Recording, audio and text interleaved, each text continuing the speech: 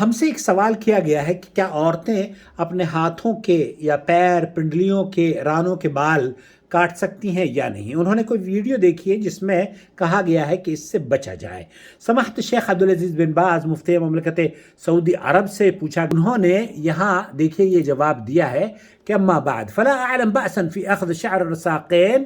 والیدین۔ یہاں شیخ عبدالعزیز بن باز یہ فرما رہے ہیں کہ ہمارے علم میں کوئی ایسا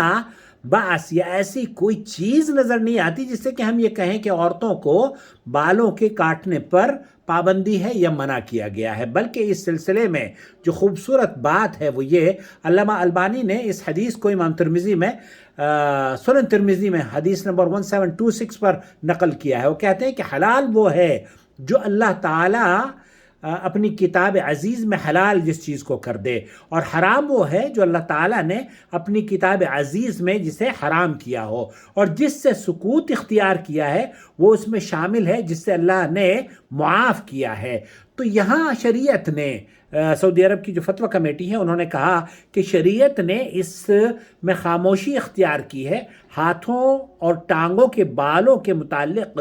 شریعت نے سکوت اختیار کیا ہے، اور جس سے شریعت سکوت اختیار کرے وہ معافی عنہ ہے، اس لیے کہ ان بالوں کے ساتھ اگر آپ کاٹنا چاہتے ہیں تو کاٹ سکتے ہیں، ممانعت نہیں ہے۔ عورتوں کا یہ سوچنا کہ اس میں ممانعت ہے اور یہ گناہ کا کام ہے، جب شریعت نے اس میں خاموشی اختیار کری ہے۔ تو علامہ البانی رحمۃ اللہ علیہ نے اس حدیث کو نقل کیا، اور سعودی عرب کی فتویٰ کمیٹی شیخ عثیمین، شیخ ابن باز ہاتھوں، پیروں اور ران اور